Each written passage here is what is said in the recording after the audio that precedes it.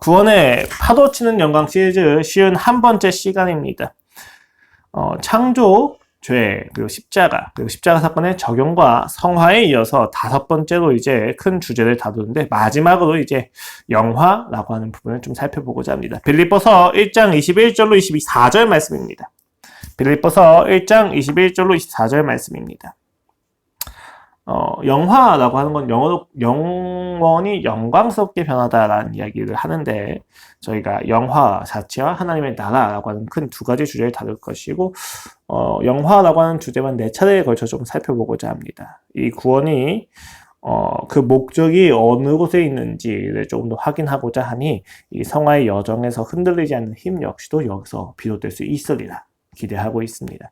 함께 살펴보도록 하겠습니다. 빌립보서 1장 21절 24절 말씀, 그리스도와 함께 라는 제목으로 오늘 말씀 전하도록 하겠습니다.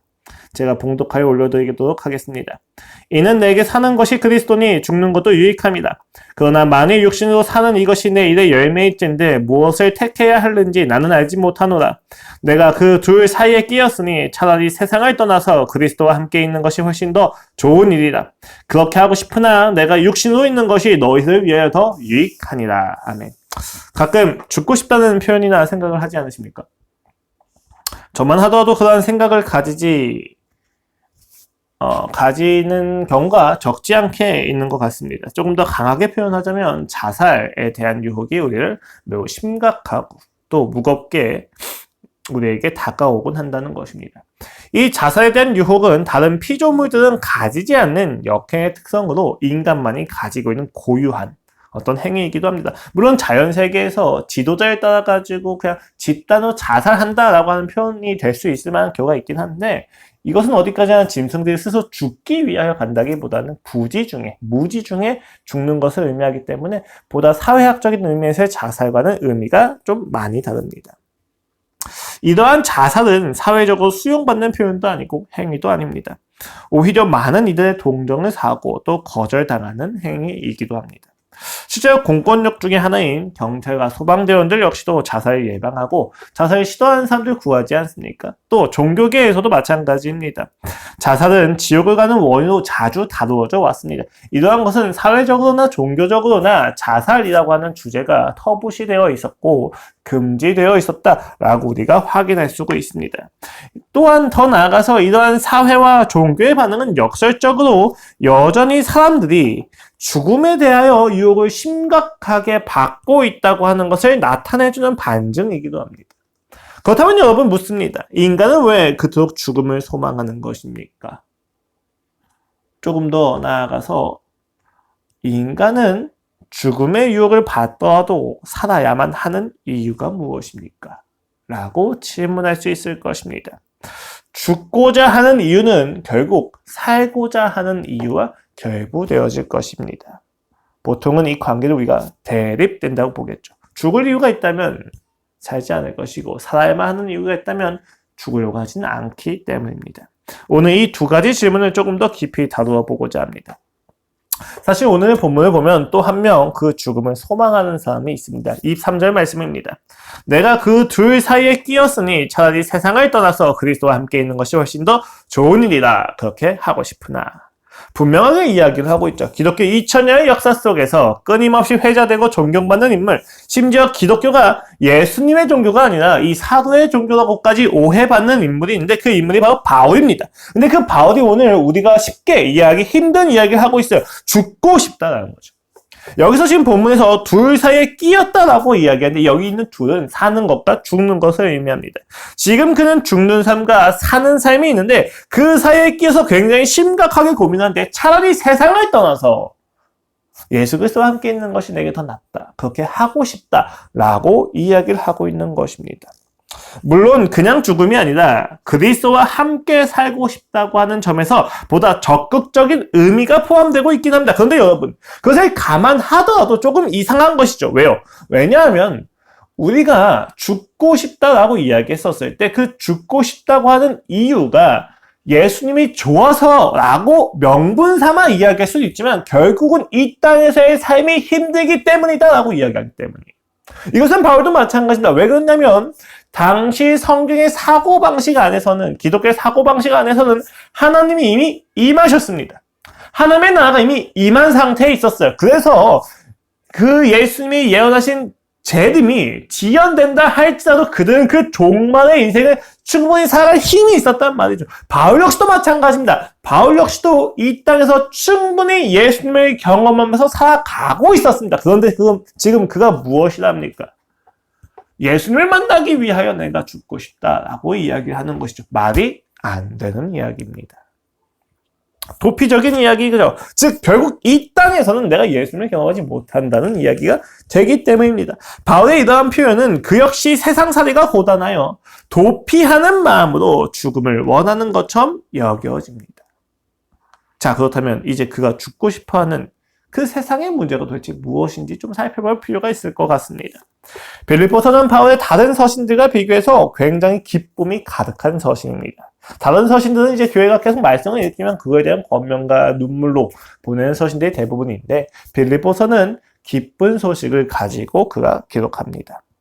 빌립보 교회가 2차 전도 여행의 첫 결실이기도 하고, 그때부터 시작해서 그가 감옥에 갇혀 힘든 중에 있을 때에도 그들이 가난함에도 불구하고 연보를 모아서 바울에게 2차례에 걸쳐서 도와주기도 합니다.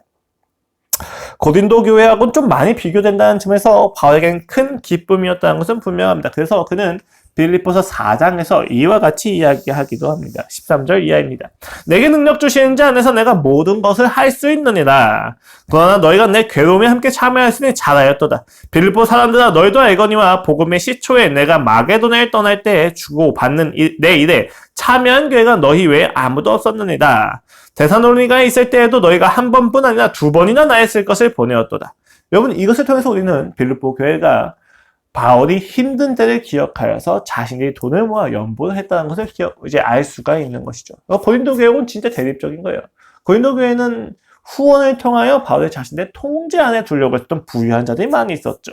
그래서 차라리 바울은 연보를 받지 않습니다. 그런데 빌립보 교회 연보는 즐거이 받습니다. 왜냐하면 빌립보 교회가 진심으로 바울을 사랑하고 바울이 하는 사역을 응원하고 있었기 때문입니다. 그런 빌립보 교회에도 좋은 일만 있지는 않았습니다. 1장을 보면 바울이 서론을 그치고 11절까지 서론을 끝이고 12절부터 본론에 들어가는데 이와 같이 시작을 합니다. 형제들아, 내가 당한 일이 도리어 복음 전파의 진전이 된 줄 너희가 알기를 원하노라. 지금 여기서 바울이 당한 일이 무엇이냐면, 그가 예루살렘의 연보를 나눠주는 그 시점에 성전에서 붙잡혀서 로마까지 끌려가 지금 가택연금을 당한 상태에 있다. 이것을 그가 지금 당한 일이다라고 이야기하는 거예요. 물론 우리는 역사를 알고 있기 때문에 그가 가택연금을 당한 것에 그치지 않고 오히려 복음이 더 확장될 수 있는 좋은 기회다라고 해석을 할 수 있지만, 당시의 사람들에게, 그리스도인들에게는 이것이 조금 충격적으로 다가온 것이죠. 이들은 바울이 투옥을 당하자 그간 생각해왔었던 질투와 의심으로 그에 대한 왜곡을 확증짓습니다. 그가 진정으로 사도였다면 악한 세력인 황제에게 잡힐 일이 있겠느냐라는 것이죠. 그가 전하는 복음이 진정하다면 정말로 그가 전하는 복음이 이렇게 막힐 수 있겠느냐라고 하는 논리가 그들 안에 있었다는 것입니다. 그리고 그가 감금된 것을 기회 삼아서 이들은 자신들의 철학과 자신들의 색깔과 자신들의 당파가 옳다는 것을 증명하기 위해서 열심히 전도하기 시작했습니다.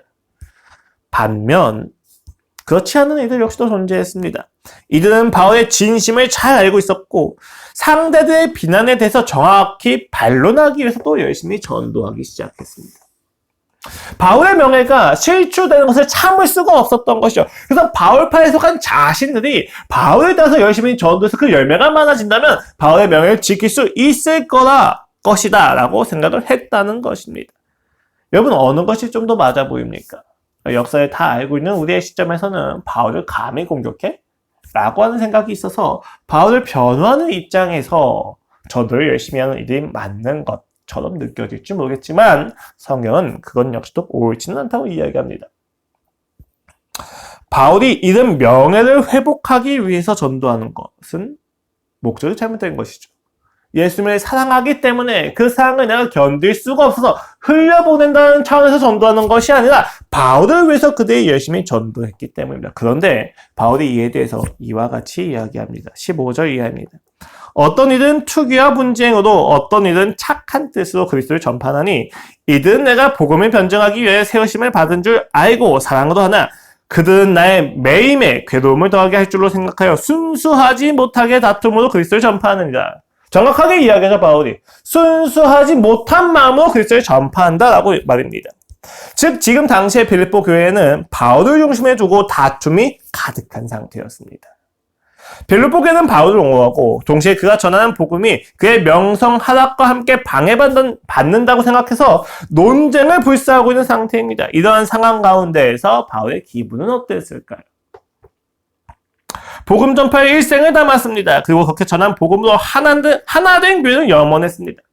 이 모든 소망은 하나님을 향한 신앙과 결부가 되어 있는데 그럼에도 불구하고 그의 모든 진정성과 헌신의 결과가 분열이고 다툼이고 또 자신이 감금된 상태라는 것입니다. 충분히 그가 이 세상에 찔려 죽음을 소망할 수 있을 것처럼 여겨집니다. 인간이 그렇습니다. 죽고 싶은 사람은 없죠. 죽고 싶을 정도로 사는 것이 괴로울 뿐입니다. 사는 것이 괴로운 이유는 무엇입니까? 매우 다양하게 있지만 결국 본질적으로 보면 높은 확률로 자신이 원하고 바라는 대로 되지 않을 때 우리는 괴롭습니다. 물론 이렇게 이야기하십시오. 난 내가 원하는 것, 내가 바라는 것은 원하지도 않아. 내가 그냥 차라리 그냥 평범하게 사는 것만이라도 있으면 좋겠는데 평범하지도 않으니까 괴로워서 내가 죽고 싶다 라고 이야기할지 모르겠지만 결국 그건 역시도 그가 평범한 삶을 원한다고 하는 니즈가 들어있기 때문에 결국 인간은 자신이 생각하는 평균과 자신이 생각하는 평범함과 자신이 생각하는 성공 등의 기준 아래에서 죽고 싶은 마음을 가지게 된다는 것입니다. 쉽게 이야기하면 내가 스스로 신이 되지 못하는 경험이 우리를 불안하게 만들고 절망하게 만든다는 것입니다. 노력을 믿었지만, 돈을 믿었지만, 사람을 믿었지만 모두 우리를 배신합니다. 우리로 하여금 불안을 해소할 수 있는 구원은 어느 곳에도 없다는 것입니다. 그래서 우리는 이 땅에서 도망치고 싶어 합니다. 끊임없이 죽음과 허무와 불안을 토해놓는 이 땅에서 더 이상 살기를 소망하지 않습니다. 이러한 입장에서 바울의 삶 역시도 마찬가지로 보입니다. 생각을 해보십시오. 평생을 인류의 기근 해결과 가족의 단란함을 위해서 살아온 비영리 기구의 대표가 있어요. 그런데 그의 운동이 미국에 의해서 방해를 받고 그가 감금을 당합니다. 그런데 그가 감금당한 것 때문에 단란한 가족도 분열돼서 서로 다툽니다. 이때 그 비영리 기구의 대표가 경험할 절망이 얼마나 깊을까요? 자신의 인생을 바쳤고 자신의 삶을 헌신했고 자신의 모든 것을 드렸습니다. 그런데 그 결과가 지켜야만 하는 가족의 단란함마저도 깨어지는 것을 보았을 때 그의 마음은 어떻겠습니까? 목적했던 모든 것이 부정당하는 삶에 대한 절망은 우리로 하여금 이 땅에서 견디지 못하게 만듭니다. 그런데 바울이 여기서 그치지 않습니다. 분명히 바울이 자신을 위해 논쟁하여 전도하는 이들 순수하지 못하다라고 분명히 분석하고 진단을 내립니다. 그런데 그 이후에 바울이 이와 같이 이야기합니다. 그러면 무엇이냐? 거칠어도 하나 참어도 하나 무슨 방로도 하든지 전파되는 것은 그리스도니 이로써 나는 기뻐하고 또한 기뻐하리라.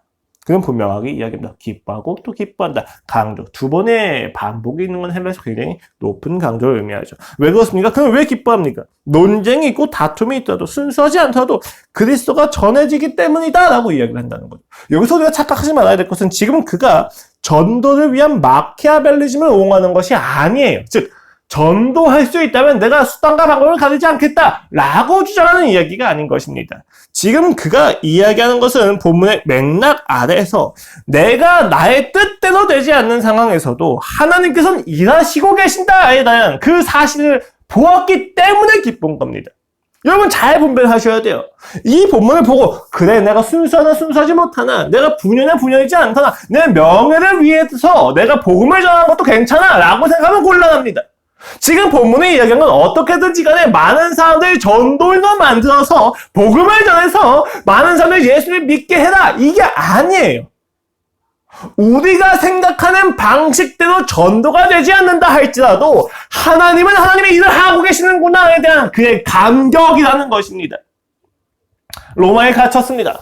복음을 전하기 위하여 갔는데 오히려 갇히는 상황에서 그가 할 수 있는 모든 행동이 묶여 있는 것이죠. 그때 필립보 교회의 그 논쟁과 논란의 이야기 듣고 필립보 교회는 이것으로 말미암아 더욱 열심히 전도하고 있다는 이야기 듣습니다. 그가 생각할 때 순수하지가 않아요. 그런데 그럼에도 불구하고 그는 보았습니다. 내가 갇혀 있음에도 불구하고 하나님은 하나님의 일을 하시는구나. 여러분 놀랍게도요. 그가 가택에 3년 정도 연금이 되어 있었는데 이 3년 동안 에베소서, 골로새서, 빌립보서, 필레몬서가 쓰여집니다. 신약선서에 4권이나 쓰여지는 것이죠. 놀랍지 않습니까? 우리는 멈춰있다고 생각했습니다. 우리는 하나님이 일하지 않는다고 생각했습니다. 우리는 그의 권위가 떨어졌다고 생각했습니다. 그러나 하나님은 하나님의 일을 하고 계셨다는 것입니다. 바울은 그래서 기뻐하고 또한 기뻐한다고 이야기합니다. 19절 보면 더욱 명확합니다. 이것이 너희의 간구와 예수 그리스도의 성령의 도우심으로 나를 구원에 이르게 할 줄 아는 거로. 공동 번역을 좀 볼게요. 말이 좀 어렵기 때문이에요. 내가 지금은 갇혀있지만 그것이 마침내 여러분의 기도와 예수 그리스도의 성령의 도우심으로 나에게 구원을 가져오리라는 것을 알고 있기 때문입니다. 왜 그가 기뻐합니까?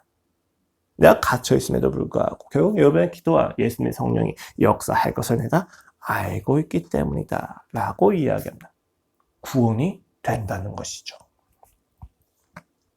이와 같이 이어집니다. 나의 간절한 기대와 소망을 따라 아무 일에든지 부끄러워하지 아니하고 지금도 전과 같이 온전히 담대하여 살든지 죽든지 내 몸에서 그리스도가 존귀하게 되게 하려 하다니 이는 내게 사는 것이 그리스도니 죽는 것도 유익합니다. 자신의 현재 처지가 전혀 부끄럽지 않은 바울이 이야기합니다. 자신의 삶에는 오직 예수 그리스도가 존귀하게 되는 것만이 중요하다고 말입니다. 자신의 초라함이든 부유함이든 자신의 처에서 예수님이 역사하신다면 그것이면 난 족하다라고 그는 이야기하고 있다는 것입니다. 이러한 맥락에서 오늘 본문에서 제기했던 문제를 다시 한번 생각을 해보십시오. 그는 지금 죽고 싶다고 이야기하는 것이 아닙니다. 사실 그는 지금 사는 것과 죽는 삶에 있어서 내가 죽고 싶다고 이야기하는 게 아니에요. 오히려 이런 문학적인 방식을 통해서 그가 이야기하고자 하는 것은 죽음도 감수할 수 있을 정도로 나는 예수 그리스도가 좋다는 것입니다. 내가 갇혀있는데 예수님이 전해지면 난 그것도 기쁘다는 얘기예요. 여러분 이거 되게 어려운 이야기예요. 왜요? 많은 사람들이 신앙을 명분 삼아서 자신이 높아지는 것이 즐겁기 때문입니다. 내가 예수 그리스도의 이름을 전해서 내가 예수 그리스도의 이름을 전하는 사람으로서 높아지는 것이 너무 좋은 사람들이 있다는 거예요. 주님 나로 말미암아서 이 땅이 구원받게 하여 주시옵소서 라고 하는 기도에 숨겨져 있는 맥락을 살펴보십시오. 무엇입니까? 나로 말미암지 않고는 이 땅에 구원이 있지 않았으면 좋겠다라고 하는 마음이 섞여 있을 수 있다는 거예요. 물론 다 그렇지는 않겠죠. 그런데 여러분 우리 안에는 그런 마음이 있다는 것입니다. 그런데 바울은 그와 같이 이야기하지 않습니다. 내가 갇혀 있을지라도 나로 인하여 그 분란이 일어난다 할지라도 하나님이 역사하신 것을 보았으니 그 하나님이 역사하실 터이니 예수 그리스도의 그 이름만 높아진다면 나는 괜찮습니다 라고 그는 고백하고 있다는 것입니다. 이것이 그리스도인이 이 땅을 살아갈 자세입니다. 이 땅에서의 도피나 회피가 아니라 적극적으로 예수 그리스도를 더욱 사랑하기 위해서라면 그의 이름이 전파되어지는 것에 방법이 되어진다면 내가 죽는 것도 내가 초야에 묻혀서 어느 누구도 나의 이름을 기억하지 못한다 할지라도 나는 괜찮다 라고 그는 이야기하고 있습니다. 그렇다면 여러분 우리는 이제 이렇게 물어볼 수가 있을 것입니다. 죽어도 괜찮은 그가 이 땅에서 살아남아 있는 이유는 무엇입니까? 사실 그렇지 않습니까? 죽고 싶다는 마음이 아니라 죽어도 괜찮다는 식이었다 하더라도 결국 예수님과 더 깊이 사랑을 누리기 위해서 이 땅에 남을 필요가 그에게는 없었을 것입니다. 사실 이 논리대로 가면 우리는 예수 그리스도를 믿고 나서 다 그냥 자살을 해야 돼요. 이 땅에 있는 것보다 그 땅에서 예수님을 아는 것이 훨씬 더 소중하기 때문입니다. 그런데 그렇게 하지 않죠. 그 이유가 무엇이냐? 바울이 이와 같이 이야기합니다. 그러나 만일 육신으로 사는 이것이 내 일의 열매일진데 무엇을 택해야 하는지 나는 알지 못하노라. 내가 그 둘 사이에 끼었으니 차라리 세상을 떠나서 그리스도와 함께 있는 것이 훨씬 더 좋은 일이다. 그렇게 하고 싶으나 라고 이야기하는데 다시 번역을 해서 이야기 드릴게요. 이게 말이 좀 어려워요. 개혁개정. 그래서 공동 번역을 좀 보시면 좀 더 쉽습니다. 그러나 내가 이 세상에 더 살아서 보람 있는 일을 할 수 있다면 과연 어느 쪽을 택해야 할지 나는 모르겠습니다. 나는 그 둘 사이에 끼어 있으나 마음 같아서는 이 세상을 떠나서 그리스도와 함께 살고 싶습니다. 그 편이 훨씬 더 낫겠습니다. 바울 역시도 죽는 게 더 낫다고 생각은 하고 있습니다. 그리고 나서 이렇게 24절에서 이야기하죠. 내가 육신으로 있는 것이 너희를 위하여 더 유익하니라.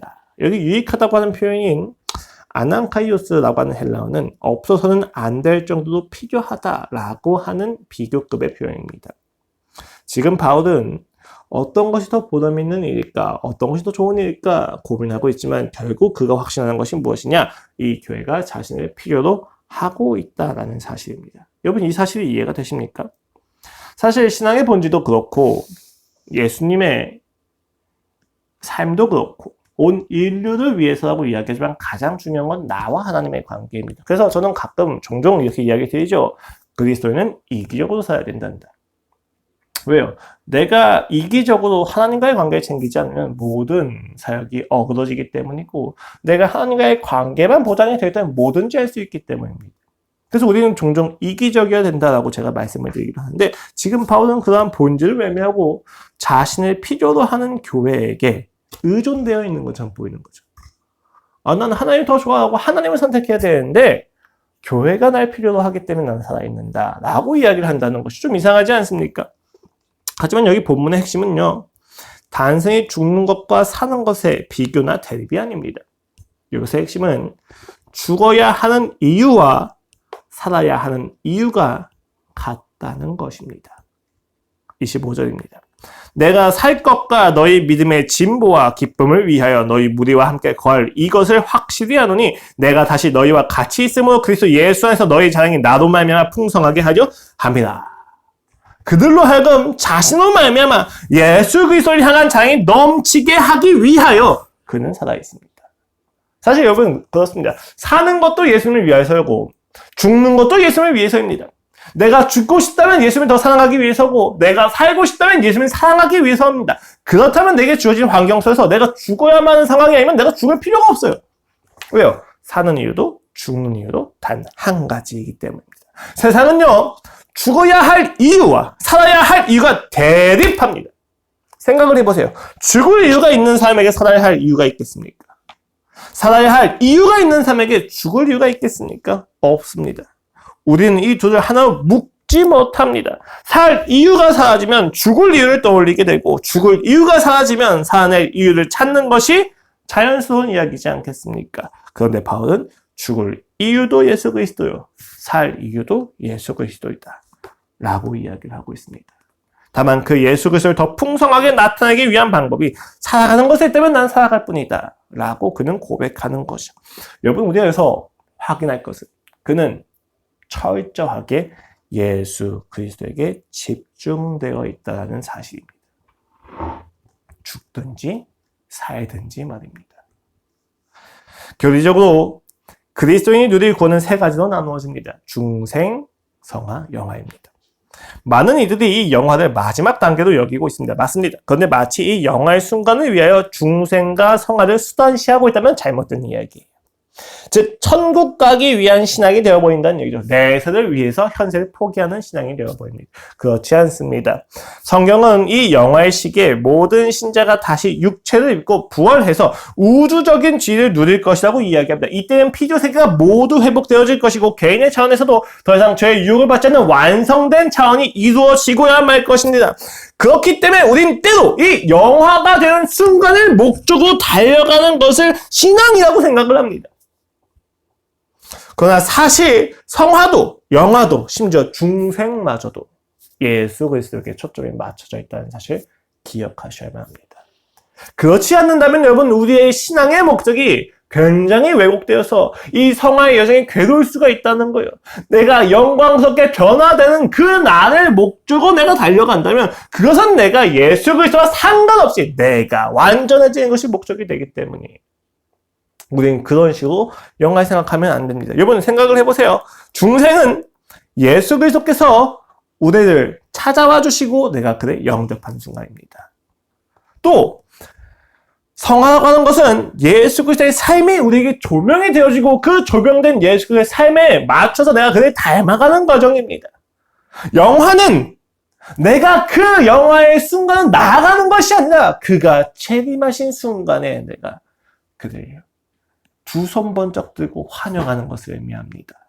그때 우리는 모든 것이 회복되어진다는 거죠. 결국 구원은 모두 예수 그리스도의 연합이며 그를 더 알고 사랑하는 인격적인 관계에 집중이 되어 있다는 것입니다. 그렇기 때문에 신자는 죽음을 두려워하지 않습니다. 왜요? 죽는 것도 예수 그리스도를 위하기 때문입니다. 그렇기 때문에 신자는 사는 것도 두렵지 않습니다. 왜요? 이 사는 것도 예수 그리스도를 알기 위함이기 때문입니다. 사랑하기 위함이기 때문입니다. 여러분 착각하셔서는 안 돼요.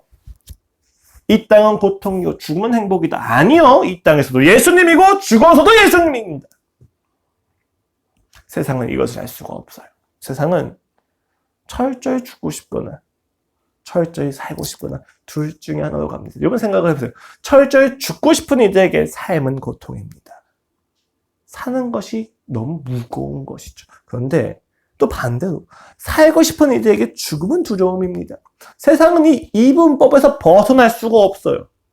하나를 선택하면 하나가 포기되어진 것이죠. 죽음을 두려워하거나 사는 것을 두려워하거나 세상은 그 끝이 없는 불안 속에서 살아가는 걸. 그런데 신자는 죽음도 사는 것도 두렵지 않습니다. 왜요? 죽는 것도 사는 것도 예수 그리스도를 알기 위함이기 때문입니다. 우린 이것을 기억해야만 합니다. 이 땅에서나 그 땅에서나 우리는 항상 예수 그리스도만을 바라봅니다. 예수님이 너무 좋은 것입니다.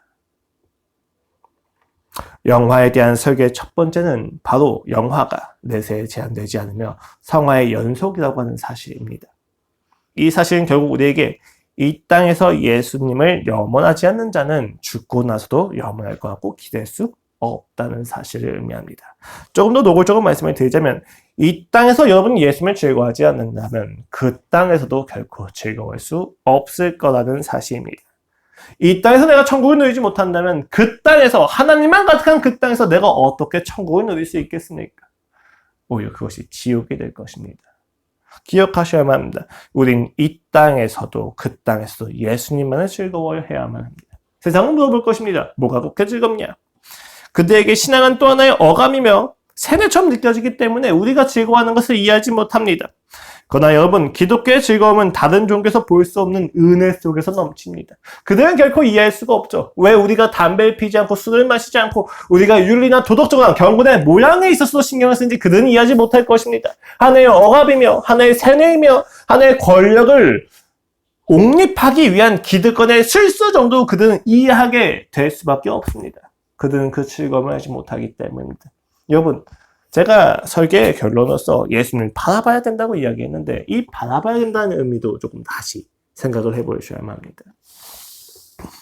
마태복음 14장에서는 이런 같이 이야기합니다. 예수님이 오병의 기적을 일으키시고 무대에서 도망하시면서 제자를 먼저 배에 태워 보내십니다. 그리고 예수님이 갑자기 그 배를 타고 건너고 있는 제자에게 나타나세요. 바다 위를 걸으면서. 이때 베드로가 이야기하죠. 주여, 나도 걷게 하여 주시옵소서. 그래서 그가 허락을 구하고 예수님은 또 오라고 하십니다. 28절입니다. 베드로가 대답하여 이르되 주여, 만일 주님이시거든 나를 명하사 물 위로 오라 하소서 하니 오라 하시니 베드로가 배에서 내려 물 위로 걸어서 예수께로 가되 바람을 보고 무서워 빠져가는지라 소리 질러 이르되 주여, 나를 구원하소서 하니.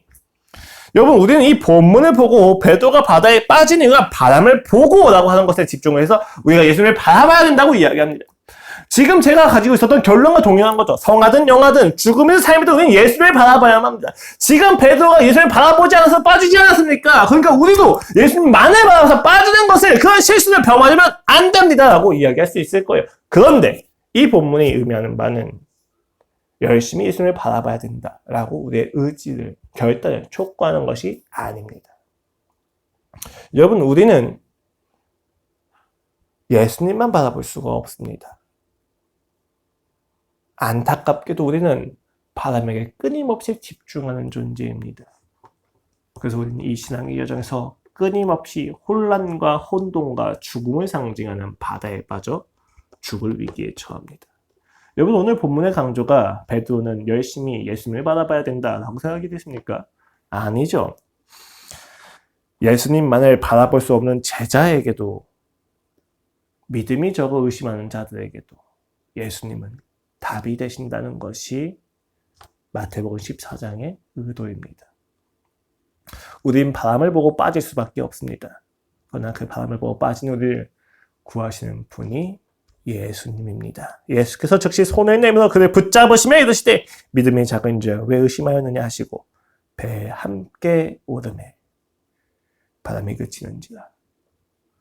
여기 우리가 예수님을 바라본다는 이야기는요, 노력과 결단에 대한 촉구가 아니라 무한한 은혜와 무한한 사랑과 내 이름을 잊지 않는 신실하심의 주 예수 그리스도를 믿으라고 하는 이야기입니다. 그분을 즐기라는 이야기입니다. 이 땅은 죽는 것도 내 결단이고 사는 것도 내 결단이지 않습니까? 죽는 것도 무서워서 살아가는 인생이 있고 사는 것이 무서워서 죽는 것을 마지못해 살아가는 인생이 있는데, 여러분, 세상은 결국 즐거움이 없습니다. 불안과 헛헛함과 허망함 속에서 말라 죽어가는 것뿐입니다. 그런데 신앙은요, 나의 모든 불안전함과 나의 부족함과 연약함을 품으시는 예수 그리스도를 사랑하는 것, 누리는 것에서 시작이 되어지고 기뻐하십니다. 죽든지 살든지 예수님만을 바라보십시오. 죽고 싶든지 살고 싶든지 예수님이 여러분에게 말씀하시는 바와 그 안에서 예수님이 하시는 바와 역사하신 바를 보셔야만 합니다. 이 땅의 여정 속에서 우리가 바라고 즐거워할 예수 그리스도의 성품이 바로 이 내용입니다. 우리의 수단과 방법으로 사는 인생 속에서 그 자신이 수단과 방법이 되시어 우리에게 사랑을 가르치시는 그분을 바라보십시오. 그리고 누리십시오. 그 기쁨이 이 땅에서부터 영화의 그 땅까지 이어질 것을 믿습니다. 이 땅에서 오늘 영화의 영광과 기쁨을 누리시기를 기도하겠습니다. 하나님 아버지 감사합니다. 우리가 영화에 대하여 배웠습니다. 주님 아버지, 바울은 죽든지 살든지 예수님만을 원한다는 놀라운 통합의 원리를 보았습니다. 세상은 죽고 싶은 자가 있고 살고 싶은 자가 있지만 신자는 오로지 예수님을 원하는 자만 있습니다. 삶과 죽음의 기도에서 고민하고 갈등하지 말게 하시고 오직 예수님만을 바라보게 하여 주시옵소서. 오직 예수님 안에 거하게 하여 주시옵소서. 그 안에서 우리가 진정으로 행복을 누릴 수 있을 줄로 믿습니다. 감사합니다, 주님. 예수 그리스도의 이름으로 기도드렸습니다. 아멘. 함께 기도하시고 오늘 예배를 마치도록 하겠습니다.